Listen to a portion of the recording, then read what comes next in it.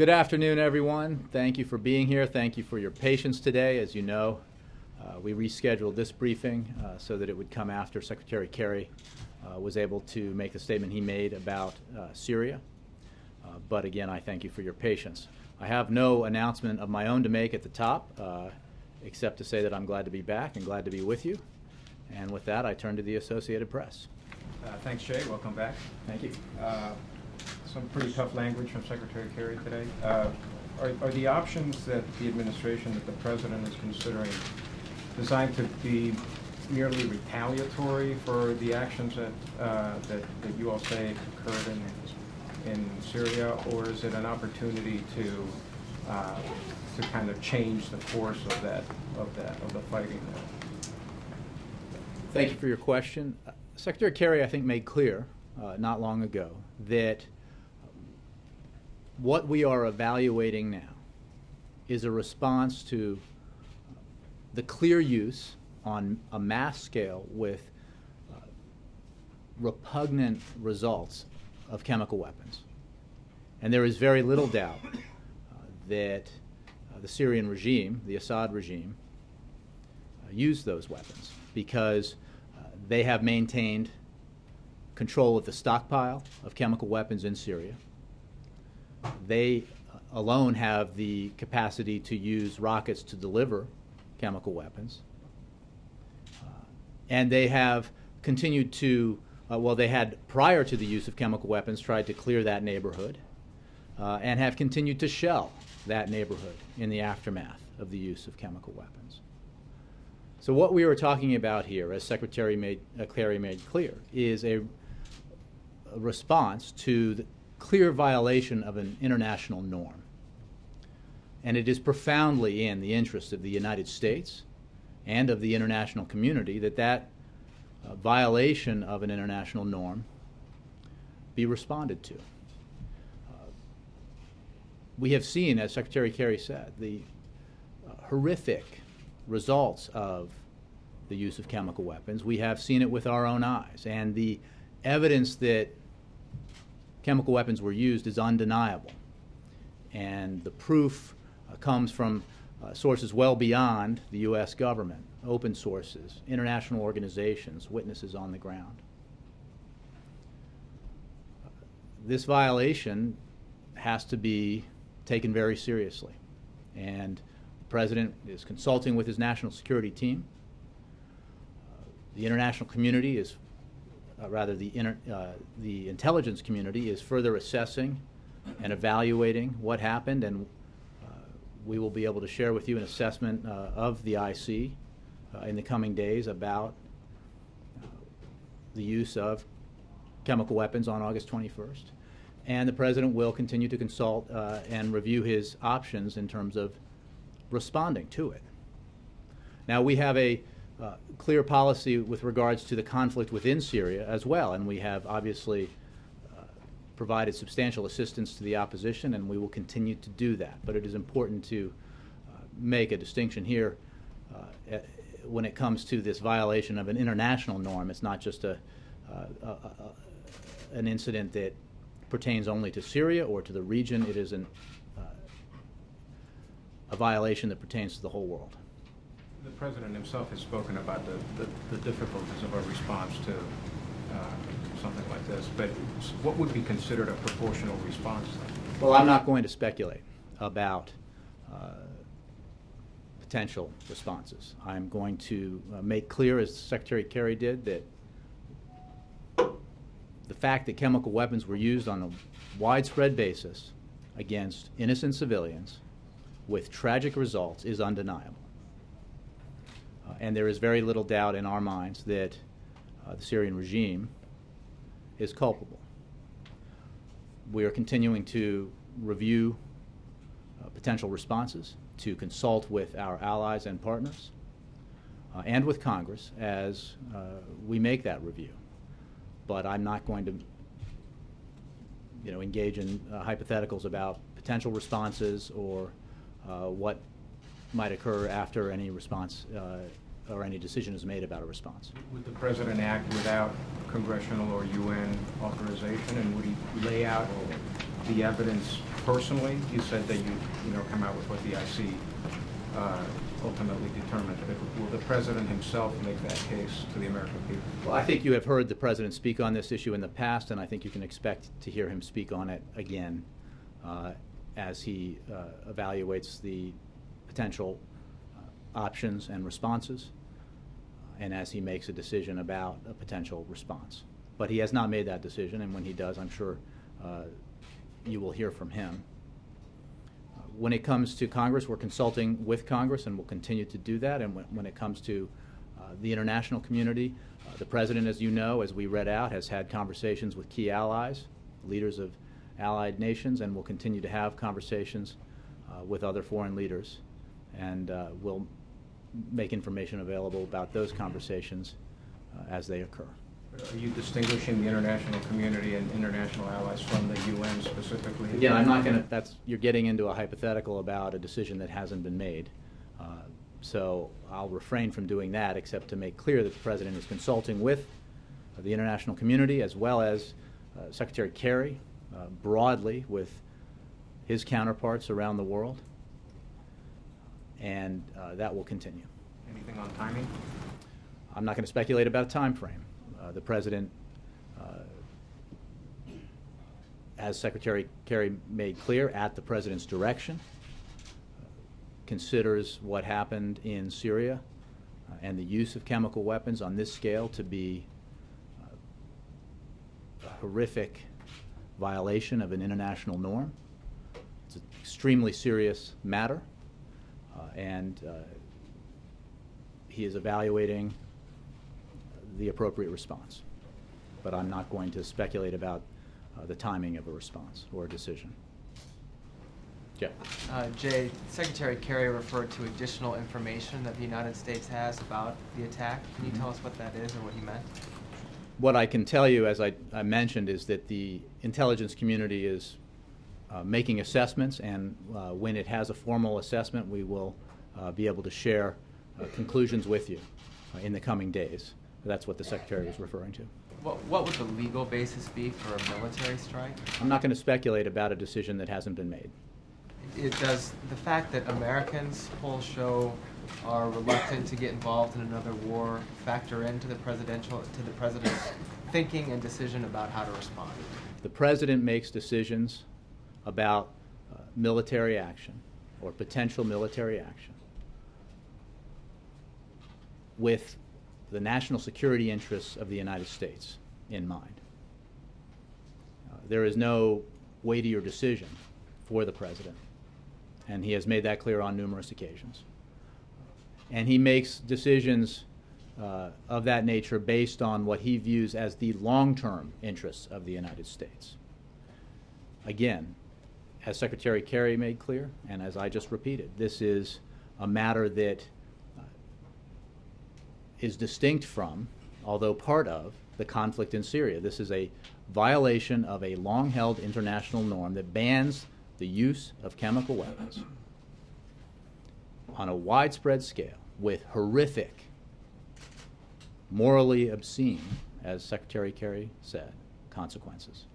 To what extent does Russia play a role in the President's desire to get international backing for whatever decision he makes? Well, the President, again, as I mentioned, has been and will consult with foreign leaders, international partners, and allies. I don't have specifics to preview for you. We have read out some of those conversations. We'll provide more information for you about them. When it comes to Russia, I think it's important to make clear that the use of chemical weapons on a widespread scale on August 21st on the outskirts of Damascus is undeniable. The international community has already concluded that it occurred. Even Russia and Iran have concluded and made clear that they believe chemical weapons were used. The United Nations mandate, the inspection team's mandate, is merely to establish whether chemical weapons were used, and that has already been established. The United Nations team does not have a mandate to establish culpability. And so it is our belief, and as I think the Secretary made clear, that the regime in Syria has made obvious their attempts to preclude a credible investigation into what happened. Having stated initially that they welcomed the inspection team to make an analysis, they then blocked that team from having access to the region for 5 days while they bombarded the region to destroy evidence. Today, the United Nations team caravan was attacked en route to the site, and upon its return from its first day of work from the site, the neighborhood was again bombarded and shelled, in a further indication of the utter lack of credibility of the Syrian regime on this matter. And we do not believe that that credibility is going to suddenly be restored. Jim. Jay, earlier this afternoon, Secretary Kerry expressed his personal feelings about what he thought about the images that were coming out of Syria. Has the President expressed what he was thinking when he first saw these images? What's his gut reaction? Secretary Kerry spoke today at the President's direction. The President shares Secretary Kerry's sentiments. I think all of us who have seen the visual evidence are repulsed by it and are heartbroken by it. And it demonstrates a disregard for international norms of behavior and a disregard for innocent life, and in this case for the innocent life of fellow Syrians, that is appalling. Indiscriminate killing of innocent women and children in an attempt to maintain his bloody grasp onto power is despicable. But that is what we've come to expect from Bashar al-Assad. And Jay, earlier this summer, there was some reporting out there that there were divisions, that there was sort of a split inside the President's national security team as to what to do about Syria. Chairman of the Joint Chiefs, Martin Dempsey, wrote a letter to Congress talking about some of his concerns, why the U.S. should be cautious about unintended consequences. Would you say that there's a more united front now, given the Secretary's comments this afternoon, given what you're saying? Well, I think in response to that question, I would make clear again that what we are talking about here is a potential response in consultation with our allies and partners, in consultation with Congress, to this specific violation of an international norm by the widespread use of a chemical weapon. And while it is part of this ongoing Syrian conflict in which we have an interest and which we have a clear stated position, and it is distinct in that regard. So the President himself has spoken to the issues around our support for the opposition and our views on the conflict in Syria. But let's be clear that we have substantially stepped up our support for the opposition. And we did so fairly recently in response to our assessment that the Syrian regime had clearly used on a much smaller scale, but in numerous incidents, chemical weapons. This is on an entirely larger scale. And that is, in response to that, we're evaluating potential actions. You said that the U.S. has stepped up its aid to the rebels there. At this point, given what we've seen in the past week, is that now a sufficient response in the eyes of this administration, or is something more now necessary? Well, I just made reference to the increased support for the opposition in response to the previously established use of chemical weapons by the Syrian regime on a small scale.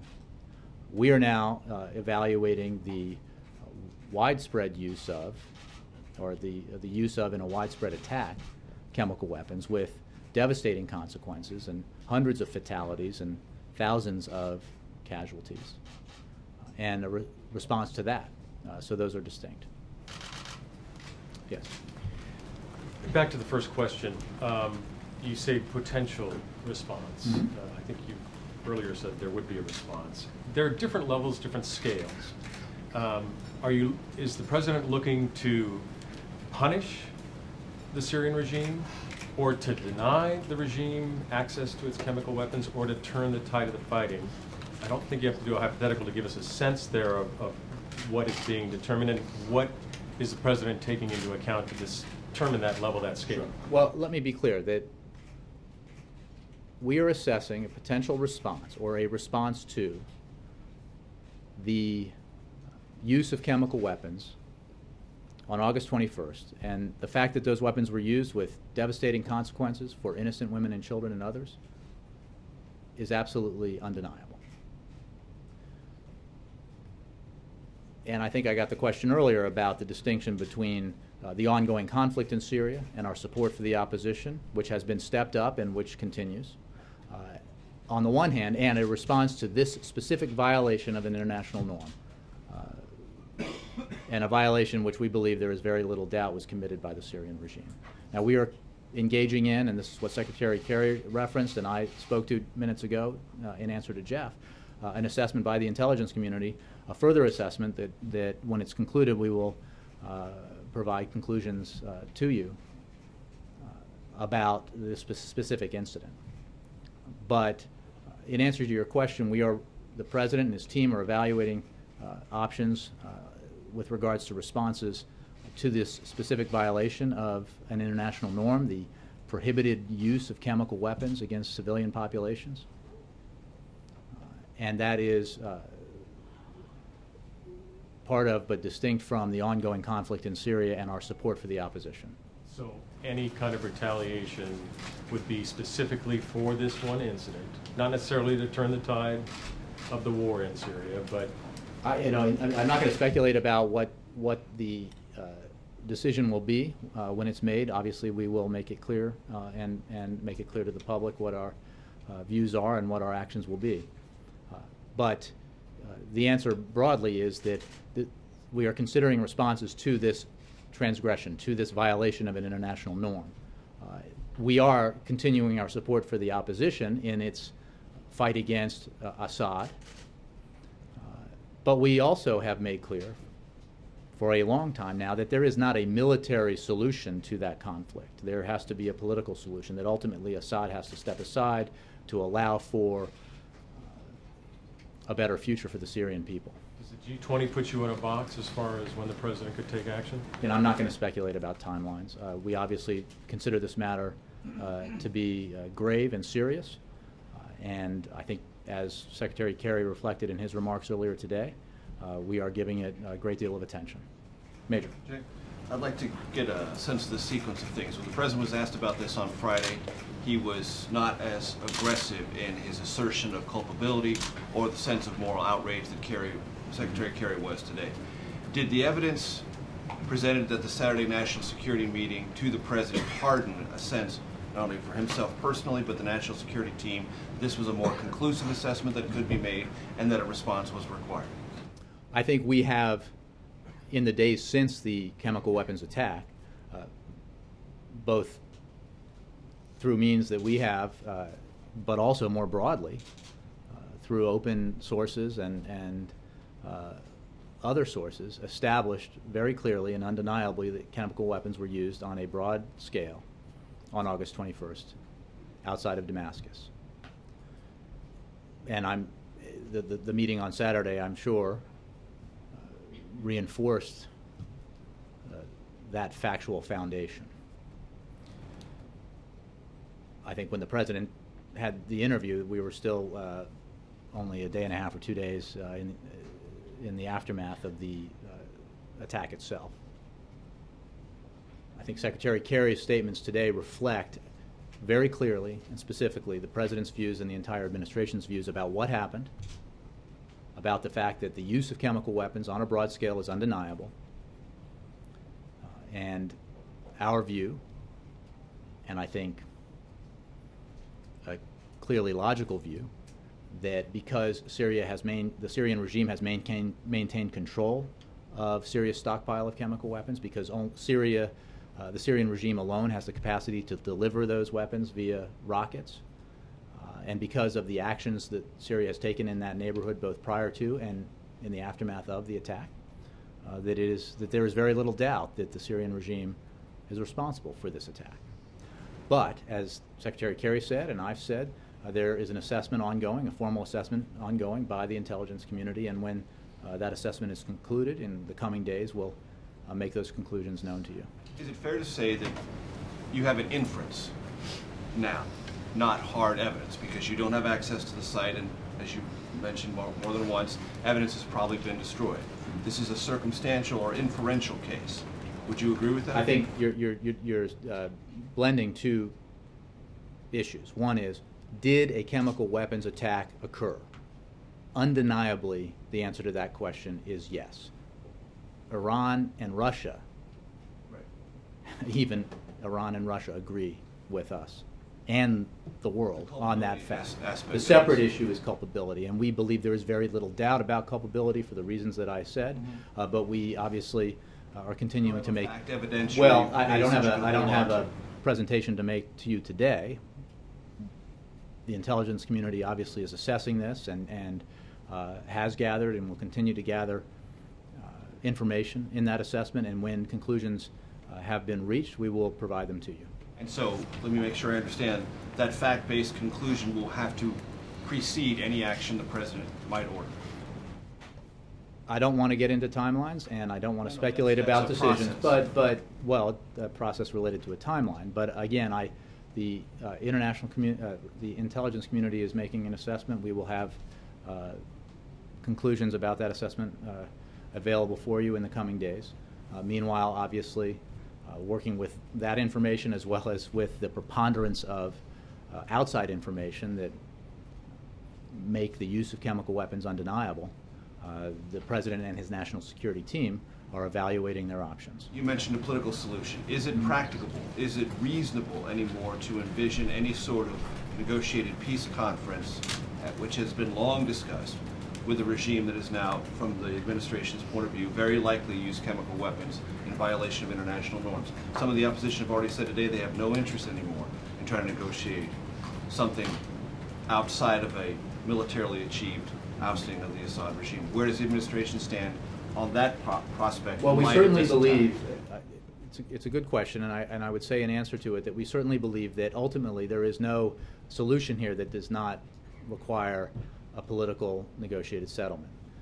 The fact that Assad has continued to barbarically attack his own people using means now that boggle the mind and violate international norms makes the potential for that kind of negotiated solution more difficult. But there is no solution, as we have long made clear, for Syria's future that includes Assad.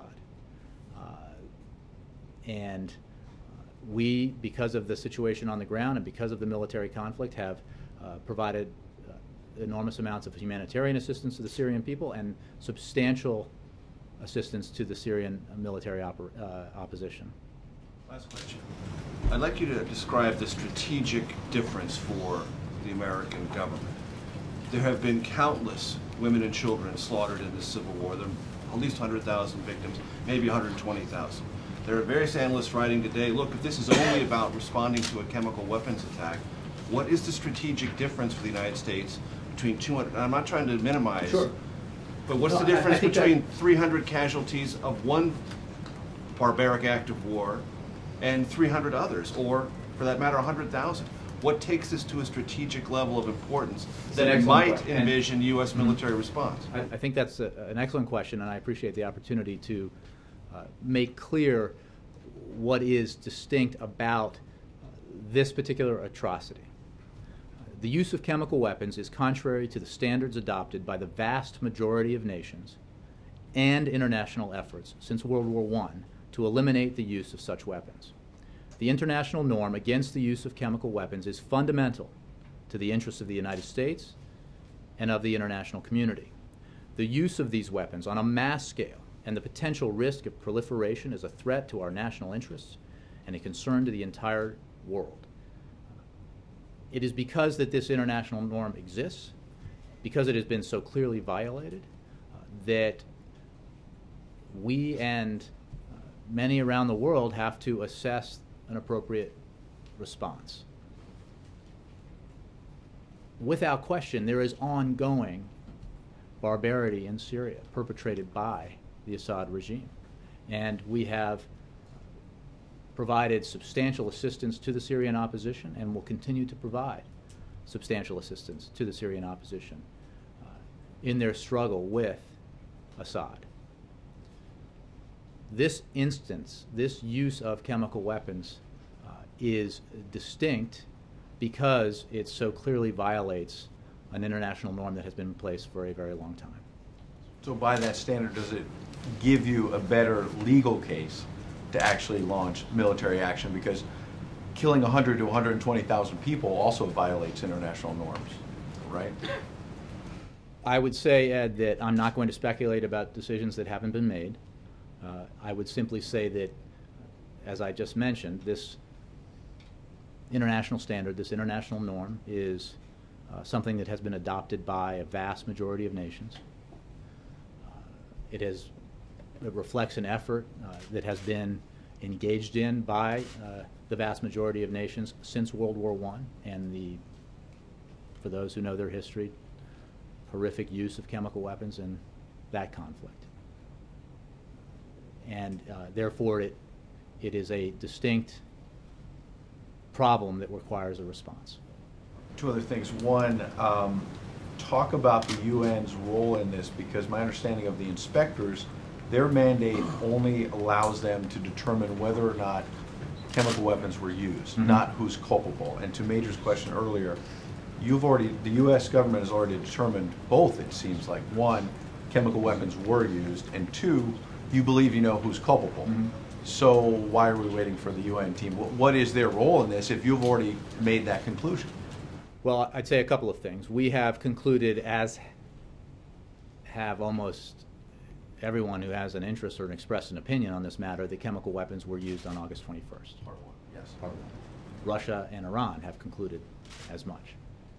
We believe there is very little doubt, for the reasons that I have made clear, that the Syrian regime is responsible for the use of chemical weapons on that day, because they have maintained control of the stockpile of chemical weapons in Syria, because the Syrian regime alone has the capacity to deliver those weapons with rockets, and because of the actions the Syrian regime has taken to clear this area prior to the attack, and the fact that they have shelled it continuously since the attack, and are shelling it now, today, in the wake of the visit by the UN inspectors. Now, when it comes to the inspectors and their investigation, let's remember that we led the calls for that, for UN inspection of potential chemical weapons sites in Syria.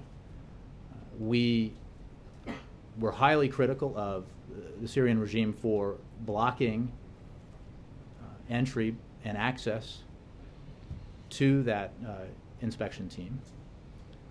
But at this point, we do not have confidence that the UN can conduct a credible inquiry into what happened. And we are concerned that the Syrian government's continued obstruction and delay of the inquiry is designed to create more time and space for their continued actions.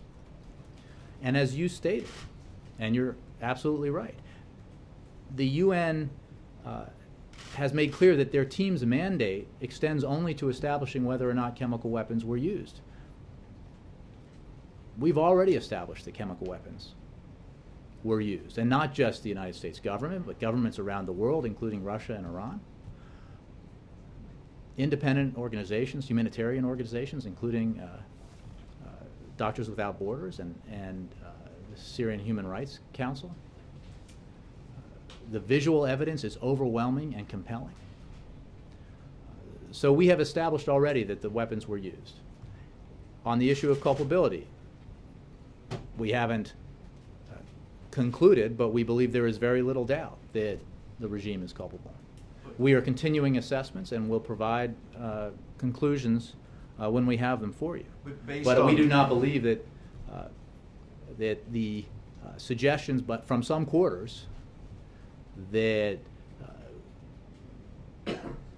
that this whole thing is contrived, or that the Syrian regime was not responsible, are very credible for all the reasons that we have all been able to see and evaluate. But based on the president's own criticism of the previous administration, not being able to clearly establish use of WMD, if you're now acknowledging the UN doesn't have the mandate to determine that anyway, what will the president use to decide whether or not to take U.S. military action? If he Again, doesn't? we are continuing to assess the matter of culpability. We believe, and I think the evidence is overwhelming, that there is very little doubt that the Syrian regime is culpable, but we will continue to establish or assess the incident, and we'll have more information for you, as Secretary Kerry mentioned, in the coming days about that matter. But in the meantime, we should make clear from here and from the State Department and elsewhere and in capitals around the world that the Syrian regime has very little credibility on this matter. If the Syrian regime had any interest, as Secretary Kerry said earlier, in proving that they were not culpable, they had the opportunity to allow that UN inspection team to visit the site immediately. Instead, they blocked access for 5 days while they shelled the neighborhood, killing more innocent civilians in an attempt to destroy evidence. And even today, when the inspection team began its trip to the region where the attack occurred, its convoy was attacked. They had to turn back, and then they were able to make it later into the region. After they left, the Syrian regime started shelling again. The credibility here does not exist. Last one. It's been a year ago this month that the president laid out the red line. Since then, many military analysts like Anthony Cordesman is out today saying Assad's only gotten stronger since then. The rebels have become more fractured since then. So more broadly, how does the administration know that if you take military action, it's not too little too late, that too much time has passed to make a difference? Let me take that question in pieces. And first of all, on the issue of the red line, that was a reference to the potential at the time use of chemical weapons. And when it was established by us that chemical weapons had been used on a very small scale, but in several instances by the Syrian regime, we took action. We stepped up our assistance, direct assistance to the Syrian opposition, the military opposition. And now, as we have, and the world has established that chemical weapons were used on a much broader and more horrific scale just a few days ago, we are working to establish culpability in this matter. We believe there's very little doubt about culpability. And we will consider the options, and the President will make a decision, and obviously you will hear from him about that. On the issue of the ongoing conflict, there is no question that it continues to be brutal, and Assad continues to use every means available to him to assault his own people. The conflict is far, at this point, from resolution. But for that reason, we and others have continued to step up our assistance to the opposition. And we will work with the opposition going forward. But as I've tried to make clear in response to earlier questions, this is the transgression here, the violation of this international norm, is a distinct issue, and we are considering options in response to it. Chuck. Jay, you keep using this phrase, violation of international norms. So, Secretary Kerry, is that a legal finding by the United States government? Yeah, I'm not going to lay out a legal case here because we are evaluating potential responses. What's the norm that it's in violation of? Standards adopted by the vast majority of nations prohibiting the use of chemical weapons. Is there a specific treaty you're citing here? Is this the Geneva Convention? I'll have to get back is to this you on this. about The answer is proliferation of weapons of mass destruction. there is a there clear, a specific document here? There is a clear ban prohibiting the use of chemical weapons that has been violated. Did Syria sign on to that ban? I doubt it, but we can check. The question at issue here is whether or not the international community and the United States, as part of the international community that shares this view, can tolerate this violation. Because it is in the profound interest of the United States for that international norm to be maintained. We cannot tolerate the use of and proliferation of these kinds of weapons. It's horrific, obviously, in this instance and in the use of chemical weapons in this conflict, but the norm applies to the whole world, and the implications of proliferation of the use of chemical weapons around the region and the world are terrible, and that is why there is the view that we've taken in response to this, and it's a view that's shared by many nations around the world. Why is the United States responsible for enforcing this norm? Again, we are consulting with partners and allies around the world on this matter, and we have not announced a response, and the President has not made a decision about a Secretary Kerry response. said you guys are going to respond.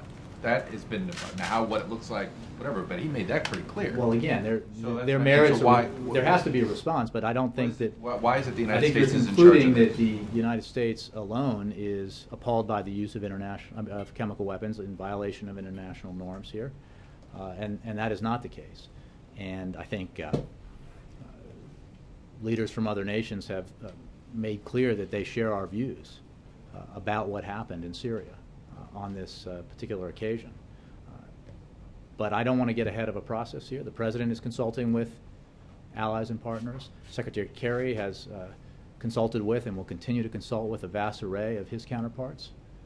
And we will keep you updated as we make these evaluations. Can you detail the consultations with Congress that have gone on so far? Because there are many members of Congress who believe they have not been consulted. Well, members of Congress have been consulted, and those consultations will continue. We don't tend to read out every individual phone call, but the White House and obviously the State Department and others have been consulting members. Can you give us some examples, some...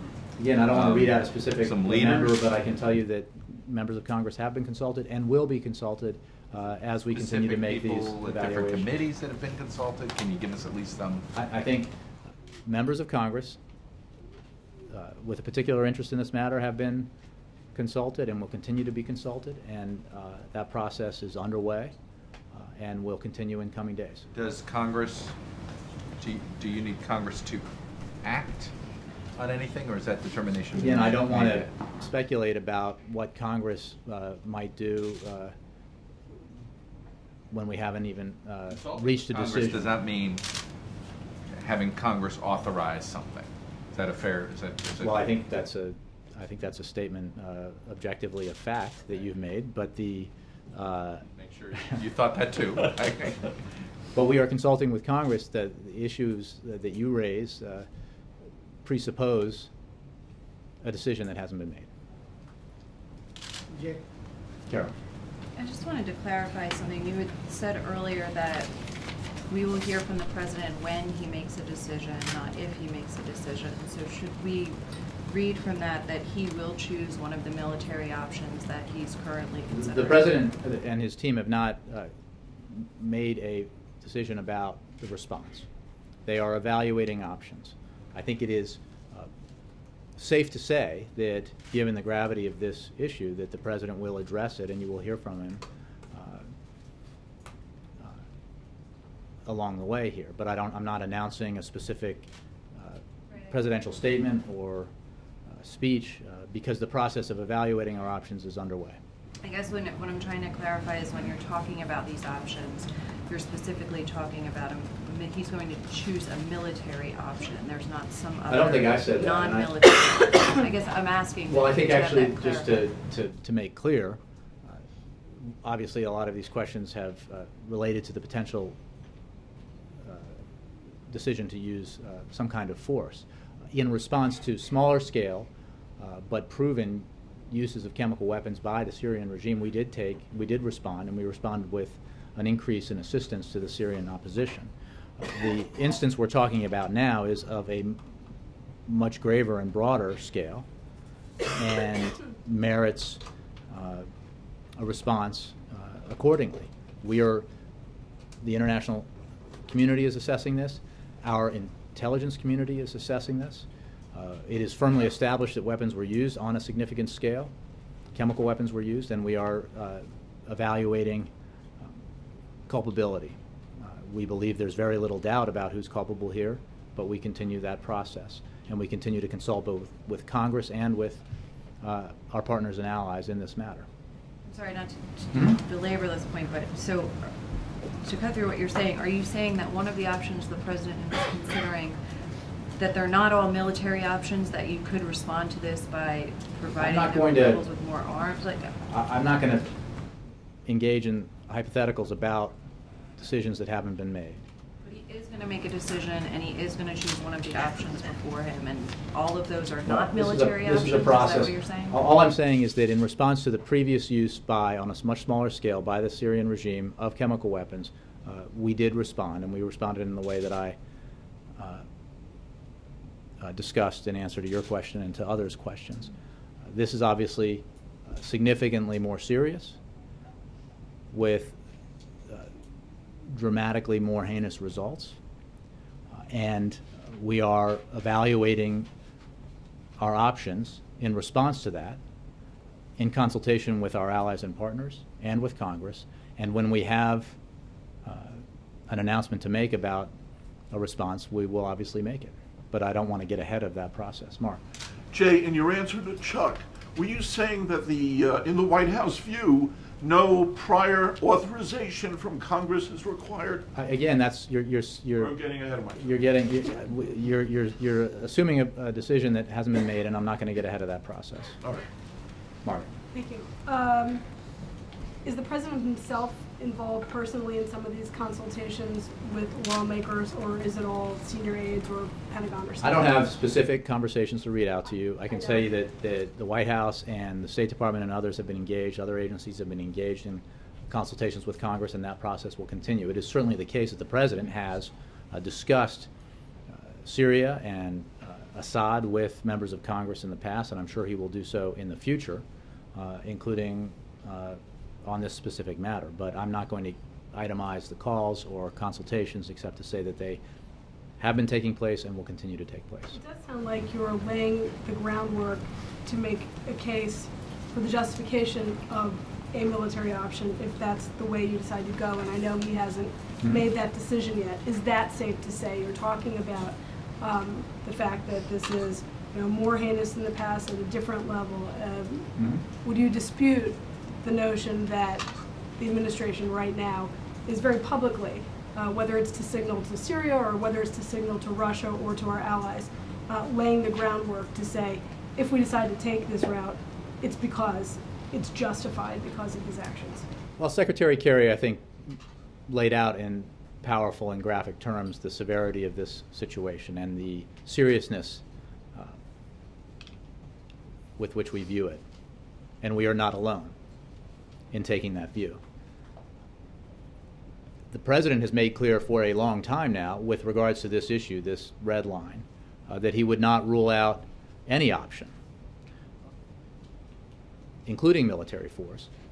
He has also made clear that he does not envision boots on the ground, and that remains the case. So from the beginning, when it came to the potential use of chemical weapons in Syria, as well as the use on a limited scale, a smaller scale, and now the use on a broader scale, we have never taken a military response off the table, and we certainly aren't doing that now. May I just slip in another question? I just can't help but think about the juxtaposition of this with the week ahead, where you've got an anniversary of March on Washington with a promoter of peace, Martin Luther King Jr., and a trip to Sweden. And I'm wondering about how the president sort of weighs his desire for peace with the possible need for the use of force. I know it's something he talked about in the Nobel speech as well. Is that something that's been on his mind? Can you speak to that?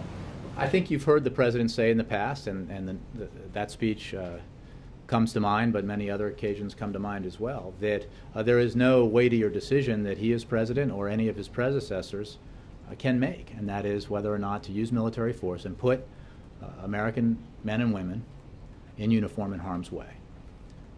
It is absolutely the case that, as he said in his recent interview, that we have tens of thousands of American military men and women engaged in a conflict as we speak, still in Afghanistan, even as we draw down our forces there.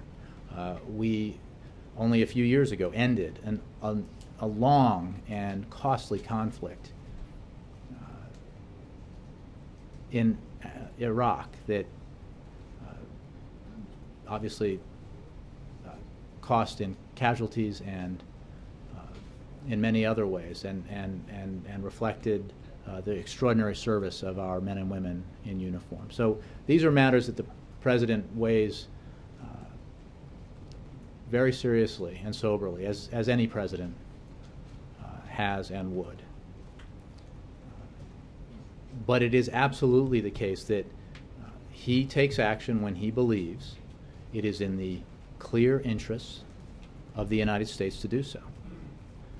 That has been the case throughout his presidency, and it will be the case going forward as he is president.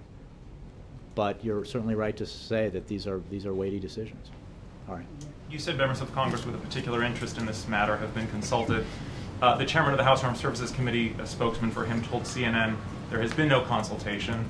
Does he not fit the description of members with a particular interest? I didn't say every. I simply said, and I'm not going to go down the path of there are quite a number of members of Congress and even quite a number of members who have a specific interest in this matter. And I can assure you that we will consult with Congress. We have consulted with members and will continue to do that, both here from the White House and from state and other agencies as these days progress. But you're not denying the House I'm not going to get into individual spokesman's statement that there's been no consultation. Again, from I'm not his going to. As I said earlier, I'm not going to itemize calls or individuals. Each member of Congress who has. By the way, why not? Elected officials and. Again, I think we are consulting with members of Congress. Well, because then we could spend. There are 535 members. We spend a lot of time with each individual. Play this up right now and say, you know what? We've talked to these 15 senators. We've talked to about 10 House. And what I can tell you, Chuck, is that we've talked to a number of members of Congress. The White House has, the State Department has, and others at other agencies have, and that process will continue. I don't have specific conversations to read out to you, but I can assure you that process is underway and has been underway and will continue moving forward. Okay, the other thing I wanted to ask is, you said Russia acknowledges that chemical weapons were used. A spokesman for Prime Minister David Cameron said today that Cameron spoke to Putin, and President Putin said they did not have evidence of whether a chemical weapons attack had taken place.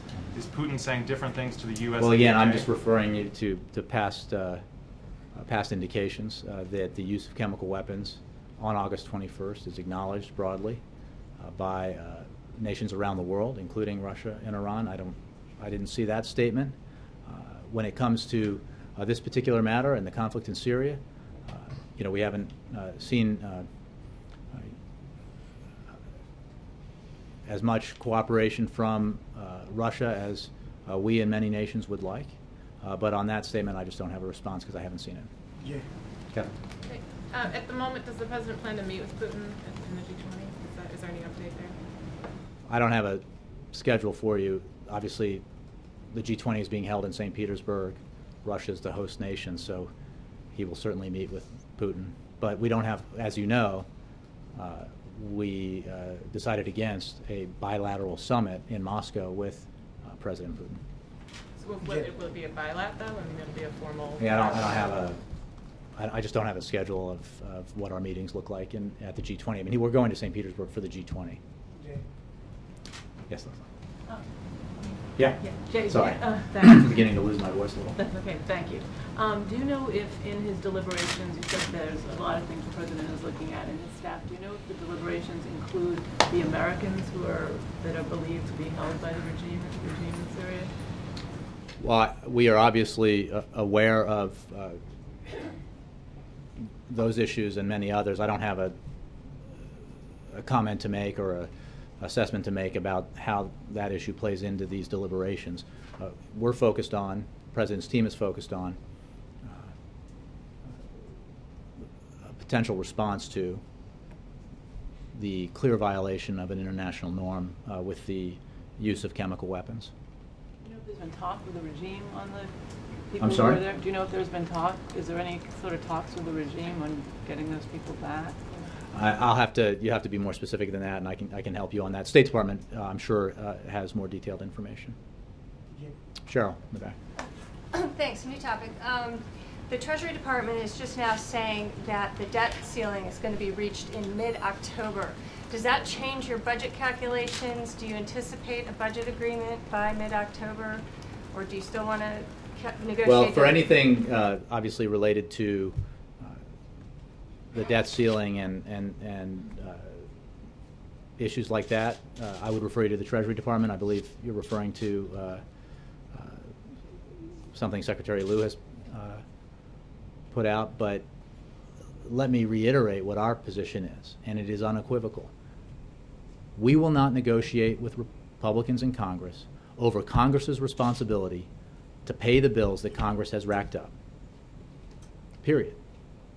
It is Congress's responsibility to maintain the full faith and credit of the United States. We have never defaulted, and we must never default. That is our position, 100%, full stop. Obviously, we are going to be dealing with Congress on the need to fund the government. The President has put forward a clear compromise proposal, a broad compromise proposal that would reduce the deficit significantly, including through savings in our entitlement programs, in a balanced way, and we continue to await a response from that proposal, which has been on the table now for many, many months. But Congress has basically two responsibilities. It has to pay its bills, and it has to vote on a budget. And we hope that Congress fulfills those two basic responsibilities. Yes? Jay, back on Syria for a second. Because the President's options will flow from his aims, his goals, I wanted to clarify two related questions about his goals. First of all, on the chemical weapons, is it the President's goal, considering his concern about use and proliferation, to locate the chemical weapons, to lock them up, or to destroy them, to have the international community take possession of them? That's question number one. Throughout this conflict, and even predating it, this administration has been extremely focused on working to counter proliferation of weapons of mass destruction, including chemical weapons. And Syria has been, as a nation and a regime that maintains stockpiles of chemical weapons, a concern. Now, since this conflict began, we've made clear our concern about the disposition of chemical weapons in Syria, and we have closely monitored the disposition of those stockpiles. And it is our clear assessment that the Syrian regime has maintained control over those weapons, which is one of the reasons why we believe there's very little doubt about who is responsible for the use of chemical weapons several days ago on the scale that we have seen. That and the fact that Syria alone, the regime alone, maintains the rockets and has the rockets capable of delivering the weapons in the manner that they were delivered. So the rest of your question, I think, gets to what type of response he may be considering. The President may be... I was asking about his goal. I was asking about his goal. Well, he has obviously very clear and broad non-proliferation goals. The disposition of chemical weapons in Syria remains, separate from this incident, a matter of great concern to us and to the international community. And that will be the case going forward, separate from the response that is decided upon in reaction to this use of chemical weapons. Second, related to his aims, related to Carol's question, because the President on Friday said that it is not in the long-term interest of the United States for Syria to be in possession of these chemical weapons, to use them to proliferate, right? And because you called this action on August 21st an atrocity, could you say at least the President's aim is to have a commensurate response in reaction to what happened on August 21st? I can say that we believe, and the President and his team believes, that